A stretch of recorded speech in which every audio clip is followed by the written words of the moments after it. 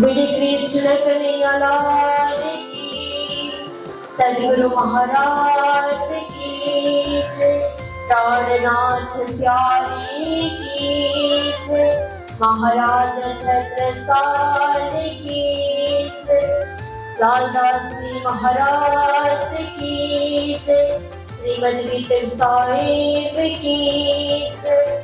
जय जय श्री राधे श्याम, जय जय श्री राधे श्याम। प्रणाम। आइए हम श्री राजी महाराज की विठल, जो हमारे राजी महाराज इस संसार में आकर हमें किस रूप में आकर जगा रहे हैं। हम आए थे ब्रजराज में, फिर अब आए हैं जागने की ब्रह्मांड में। तो इस जागने के ब्रह्मांड पर हमारे ऊपर सद्गुरु महाराज, राजी महाराज ऐसी कृपा बना रहे हैं जिनके माध्यम से हम परमात्मा से जुड़ रहे हैं। ये विठल के माध्यम से हम परब्रह्म परमात्मा हम धनी साक्षात श्री कृष्ण के चरण पर जुड़ रहे हैं। इस बाणी ने हमें सत्मार्ग की प्रेरणा करती है, जिन माध्यम से हम सत्य राह पर चल सके, हमारे जीवन में अनुशासन की घड़ी पालन हो जाए, जिनके माध्यम से हम धर्म पर चलने की पथ पर सिखाता है। तो परमात्मा ने हमें कभी भी संसार में रहकर भूलने की कोई भी चीज से हमें नहीं सिखाई, पर उन्होंने इतने सिखाए कि तुम सखी संसार में भूल रही हो तो हम आकर उनको जगाने की कोशिश करें। तो ये भी बार बार कह रहे थे, तो आज भी वो जगाने के लिए, वो वचन की पूर्ण करने के लिए ब्रजराज में भी और जागने में भी आकर हमें जगा रहे हैं। तो हमें गर्व है, हमें आनंद और प्रसन्नता प्राप्त होती है, जिनके माध्यम से आज तक हमारी बाणी संसार में लहरा रहा है, फैल रहा है ये बाणी। जितनी हम श्रवण करें, जितनी इस बाणी को ग्रहण करें, उतने ही हमारे जीवन को धन्य मंगल बनाने की तो एक बात हुई, तो फिर अपनी आत्मा को परमात्मा तक पहुंचाने की ये बाणी है। आत्मा और परमात्मा के मिलन करवाने की बाणी है विठल। हमारे साथ में 18,758 चौपाई बाणी जिन रास्ते पर चलते चलते जागने के कार्य पर उन्हें बाणी उतरी, तब उस बाणी ने हमें परमात्मा तक बात करने की चेष्टा पहुंचाती है, जो हम उनकी अंग की आज भी हमारे घर पर पधराव करके सेवा निष्ठा से करते हैं। बोले कृष्ण कन्हैया लाल की, सद्गुरु महाराज की। तो राजी महाराज ने ऐसी कृपा बना रहे हैं, जिन कृपा पर हमें चलने की राह मिल रही है। तो यहाँ कल हमारे विठल की प्रसंग थी, मिराज ठाकुर को संसार की बैरागी उन्हें धारण हुई थी, जब अपने भाई गोवर्धन भट्टा पूरी तरह संसार में बैरागी बने थे। तो दोनों भाई इतने जुटे थे कि धर्म की रास्ता के पथ पर दोनों की बहुत जुड़ती थी। उन दोनों में बहुत आनंद प्राप्त मिलता था, दोनों एक साथ चलते थे। जब उनकी धाम गमन हुई गोवर्धन भाई की, तब विराज ठाकुर को ऐसी बैरागी धारण हुई कि संसार में रहकर मुझे परम धाम के दर्शन क्यों नहीं होता। अगर मैं इतनी पवित्र हूँ तो मैं धाम की सखी रावती आत्मा हूँ, तो मुझे क्यों परमात्मा दीदार नहीं मिलता। मुझे परमात्मा की दीदार होनी चाहिए। तो ऐसी बातें उनके मन में खटपट हुई थी। तब देवचंद्र जी महाराज के पास में जाकर पूछते थे कि मेरे अंदर की कोई भी विकार हो तो आप मुझे बता दीजिए। पर देवचंद्र जी महाराज बार बार उन्हें कहते थे तो निर्मल आत्मा धाम की इंद्रावती वासना उत्पन्न, तू तो निर्मल आत्मा धाम की हो तो कैसे तुम्हारे अंदर विकार। तो राजी महाराज की कृपा ऐसी बनी जिनके माध्यम से हमें आज प्राप्त हुआ। तो देखियो उन्होंने कहा धीरे धीरे सत्संग के माहौल पर उन्हें चलने रहे। तो मिराज ठाकुर ने सदगुरु से जिद करने पड़े। तब उन्होंने मुझे उठाओ, तब तुम इस आसन पर बैठकर तुम्हें परमात्मा की मेहरबानी हो जाएगी, एक ही आसन पर इस परम धाम की दीदार हो जाएगी। तब देवचंद्र जी महाराज को उठाने के लिए स्पर्श किए थे, तब उनके शरीर पर पूरी परम धाम की दीदार हो गई। बोले कृष्ण कन्हैया लाल की। तो धाम तालाब तुझ बन जोही, मालिक नेरे कनकी सोही, पश्चिम चौक बड़वन कहिए राजी जमुना जी। आठों सागर आठ जिनी के ये 25 पक्ष श्री धाम धनी की। ऐसी दीदार हुई जो परम धाम के 25 पक्ष दीदार हुई। तब बाद में जाकर उन्होंने गुरु के चरण में प्रणाम किए। तब उनके जितने भी बैरागी हटने की कोई भी कोशिश नहीं था कि संसार में अगर ऐसे व्यतीत होगा तो विराज की नहीं टिकेंगे। तो बालबाई के मन में लगा। तब बालबाई ने देवचंद्र जी महाराज से कही गुरुदेव आप कुछ तो सोच रहे होंगे ना। तब गुरुजी ने कहे कि कोई भी कार्य उन्हें दो दो, ठीक है। अब उन्हें कुछ माया के कार्य उन पर डालना चाहिए। तब मिराज को बुलाकर देवचंद्र जी महाराज ने ब्रह्मावर्त पुराण लेने के लिए भेजने की तैयार की। अहमदाबाद पर भेजने की तैयारी हुई। तब उनको 7 दिन लगाकर रास्ते पर बैल की उदाहरण देते हुए अपनी आत्मा को परमात्मा तक निष्ठाबंध ढंग से याद करने की और परमात्मा के साथ में एकजुट रहने की और उन्होंने कोशिश करते हैं। तब वहां पर गाड़ी उतर जाती है। तब बाद में निकल जाए तब वहां जाकर कहते हैं कि रास्ते में कोई मिल जाते सफेद वस्त्र धारण किए हुए ब्राह्मण जी की कोई, तो उनसे कहते हैं यहाँ ब्रह्मवर्त पुराण कहाँ मिलता है। तब उन्होंने कहा ब्रह्मवर्त पुराण मेरे पास में है। तो उन्होंने वो ब्रह्मवर्त पुराण गुरु की आज्ञा पर लेकर चले गए सदगुरु महाराज के शरण में। बोले कृष्ण कन्हैया लाल की। ये कथा चर्चा जब खत्म होगी तब बात करना। अगर बीच में बात हो जाए तो बात को टाल नहीं जा सकता और चर्चा को भी टाल नहीं सकता।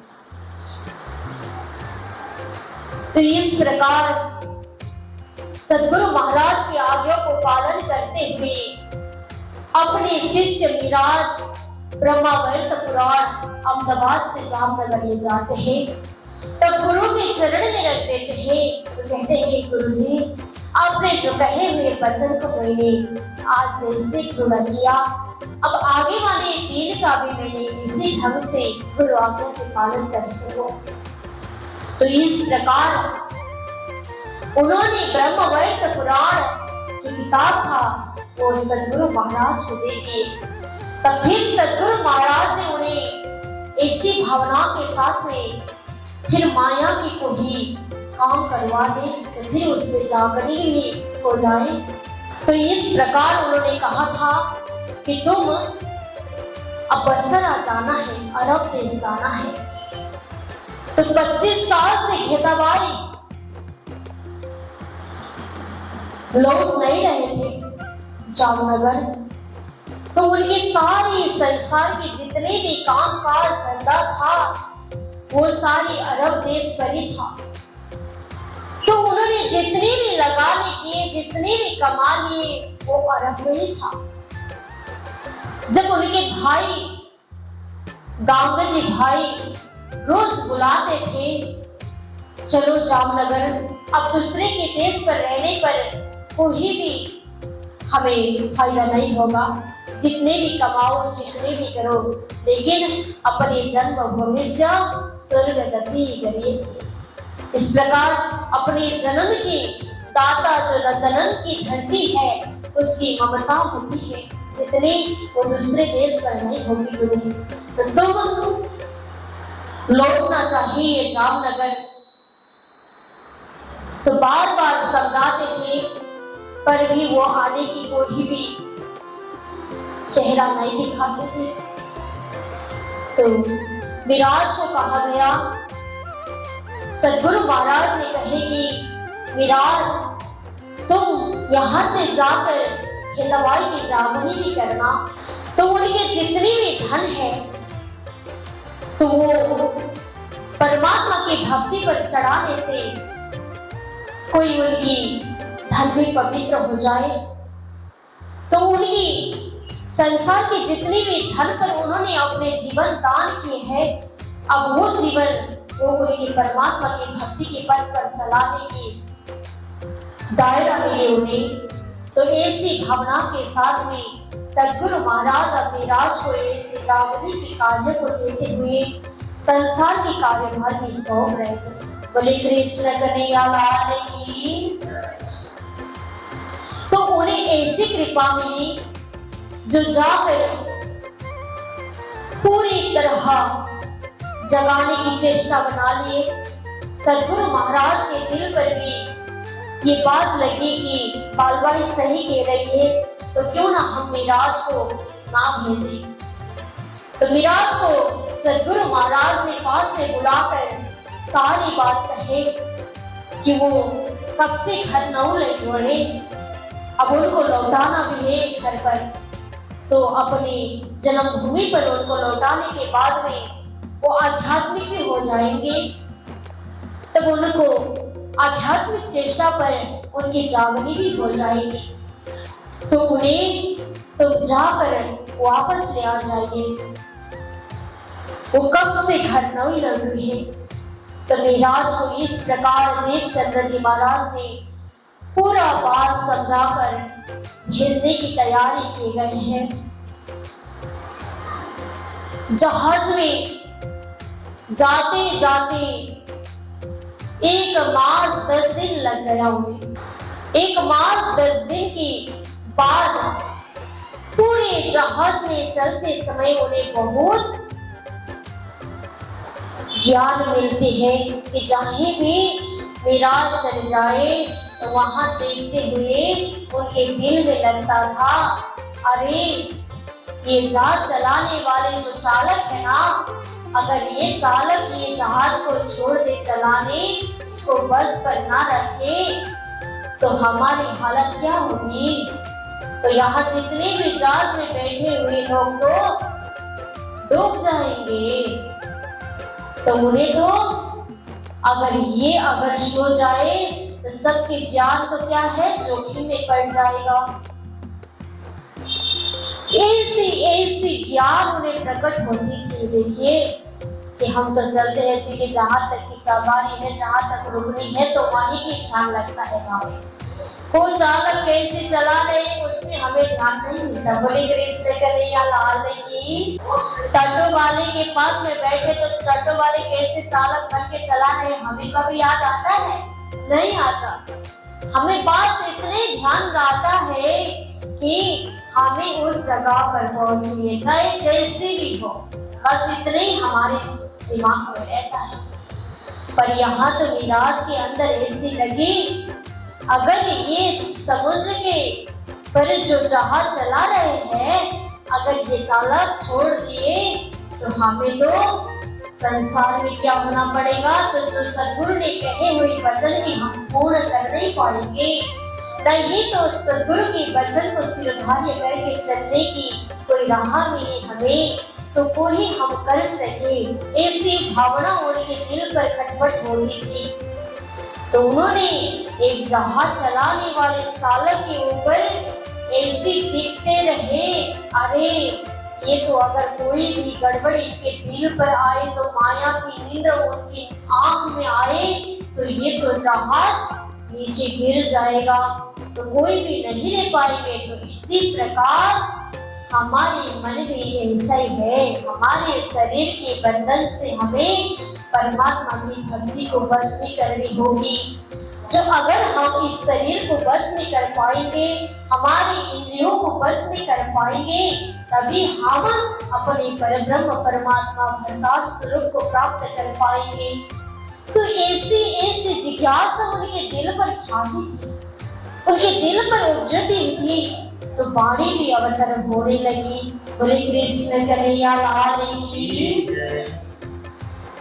तो दिल पर ऐसी बात घटने के बाद उन्होंने अपने मन को पूरी तरह डांटते थे, तो अपने शरीर को डांटते थे, अरे चंडाल कहते थे, तो पूरी तरह कहते थे तो संसार में फंसे हुए हो, तूने जग के परमात्मा को याद करनी होगी। तो परब्रह्म परमात्मा को याद करने से तुम्हें ये माया के बंधन पूरी तरह छूट जाएगी। अगर तू इस बंधन से नहीं छूट पाओगे, माया के बंधन से, तो तुम्हें परमात्मा भक्ति प्राप्ति भी नहीं हो पाएगी।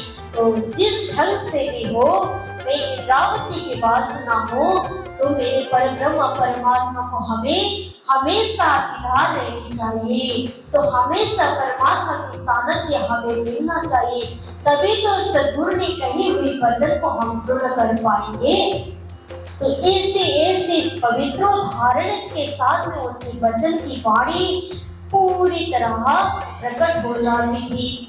तो रास्ते में चलते चलते उन्हें कहाँ पहुंच गए? अरब पहुंच जाते हैं। तो बसरा की जगह पर पहुंच जाते हैं। तो खेतबाई के पास में पहुंचकर सारी बातें बताते हैं कि खेतबाई, तुम संसार में बहुत धंधा काम किए होंगे, तुम्हें अब ये धन को सद्गुरु के चरण में सेवा करनी चाहिए। तो कहते हैं, तन पवित्र सेवा करा, मन पवित्र प्रभु भजन से, धन पवित्र करताना, होत त्रिविध कल्याण। तुम्हारी इस प्रकार जीवन को कल्याण मिल जाएगी। इस प्रकार तुम्हें हर चीज को शुद्ध बना पाओगे। अगर तुम नहीं करोगे तो कैसे तुम परमात्मा तक पहुंच पाओगे? संसार में जितने भी धन कमाने के बाद में तुम्हारे धर्म पर, ये कार्य पर कोई भी धन नहीं चढ़ावा जाता, तो इस धन को अपवित्र धन कहा जाता है। तो तुम्हें इस धन को पवित्र बनाने के लिए परमात्मा के सद्गुरु के शरण पर धन को रखना चाहिए। तो कोई भी धन कमा रहे हैं तो उसके धन पर हिस्सा पर परमात्मा को थोड़ा चढ़ाया जाता है। बोले कृष्ण कन्हैया लाल की। तो उस धन क्यों चढ़ाया जाता है? तो धन को चढ़ाने से जितनी भी धन है वो धन को शुद्ध बनाने के लिए हम परमात्मा को धन चढ़ाया जाते हैं। तो इसी प्रकार मन को पवित्र करवाने के लिए परमात्मा की भजन सत्संग करते हैं। तो जीवन तो मिला, तो अभी इस जीवन को फालतू में रहना है तो क्यों भजन भक्ति में रहना? अगर इस जीवन को धन्य मंगल बनाने के लिए ही तो भजन भक्ति लगाया जाता है, तो ये कथा हमें लगाने की कोई जरूरत भी ना पड़ती ना। और के लिए जरूरत है नहीं।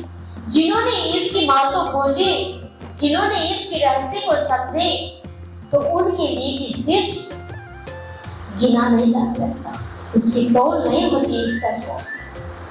तो इसी प्रकार अपने भजन में मन लगाने से, परमात्मा की भक्ति पर मन लगाने से हमारी मन शुद्ध बन जाएगी, पवित्र बन जाएगी।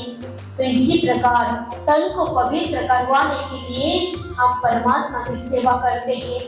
संसार में बहुत सारे कार्यों भी तो करते हैं ना, पर और कार्य से करने से कुछ नहीं होगा, पर परमात्मा के लिए अपने तन को सेवा पर डाला जाए तो उससे भी हमारी तन की सेवा परमात्मा स्वीकार करेंगे। तब इसी से हम परमात्मा की भक्ति पर हमारे जीवन को समर्पित करते हैं। आज दिन भर के कुछ कार्य करनी होगी तो कोई भी कार्य हमसे होने नहीं जा रहा होगा तो वो बात हमें परमात्मा से सुनाया जाता है कि जो कुछ करनी है परमात्मा तुम्हारे हाथ पर है, अब हमें तो कुछ नहीं जान सकते, अब हम जानने वाले कौन है। तो इस प्रकार हमें राजी महाराज से हमारी विनती चढ़ाई जाती है। तो दिन भर के जितने भी कार्य को पूर्ण करने हैं तो आपके ऊपर शौक ये है, तो आप जो कुछ करोगे हमें आपके शरण में है।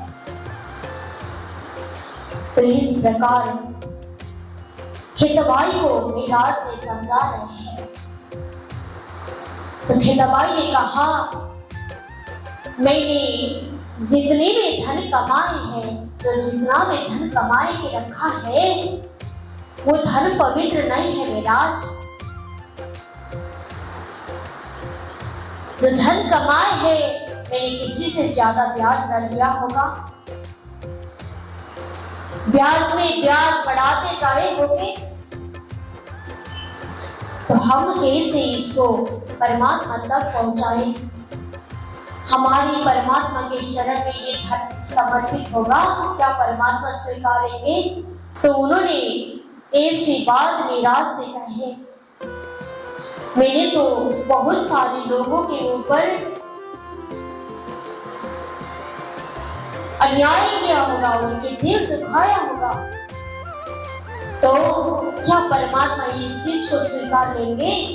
मुझे तो लगता है अगर मेरे शरीर जब तक रहेगा तो ये धन में क्षणिक तक होगा, अगर मेरे बाद में ये धन मैंने बहुत सारे दुख कष्ट देकर हमने लिया होगा इस धन को, तो मुझे लगता है कि मीराज ये धन तो जल के भस्म होगा, नहीं तो ये सरकार के बस से जाएगा ये धन, नहीं तो ये धन कोई बाड़ी में ले बगा सकता है, जो भी हो सकता है मुझे ऐसा लगता है। तो उन्होंने कहा तुम अपने दिल को शुद्ध बनाओ और तुम सद्गुरु की ध्यान लगाओ कि मेरे ये जितने भी धन है ये मैं तुम्हारे ऊपर आपके ऊपर सौंपने की चेष्टा करो। परमात्मा हमें ऐसी कृपा बनाए, ये धन जैसे भी हो पर आपके चरण पर लगे, ऐसी दिल में रखना, ऐसे भाव दिल पर सजाना। तब मीराज ने उनको पूरी तरह समझा दिए, अगर तुम ये धन भी सद्गुरु की सेवा पर लगाओगे तो ये धन भी तुम्हारा क्या होगा, पवित्र बन जाएगा। तो इस प्रकार उनको समझाने से उन्होंने कहा अरे ये कैसे हो पाएगा, ठीक है आपने कहा तो फिर भी ठीक है। तब उन्होंने कहा अब यहाँ से जितने भी तुम धन कमाया है अब ये सारी धन सद्गुरु महाराज के चरण में ले जाएंगे। तो कल जाने का बात करते हैं मीराज, पर वो नहीं मानते क्योंकि उन्होंने कहा अभी मेरा धन और के पास है, तब उनके पास से हम ले लेंगे, तब उसके बाद में हम सद्गुरु महाराज के पास धन सारी लेकर चले जाएंगे। तब उसी के दिन इतने बात होने के बाद ही उन्होंने जितने भी धंधा काम काज का ताला था वो ताला की चाबी मीराज को प्रदान किया गया है। बोले कृष्ण कन्हैया लाल की, सद्गुरु महाराज की। तो वो गोदाम की चाबी मीराज के हाथों में थमा दिया, कोई उनको रोक नहीं पाएंगे।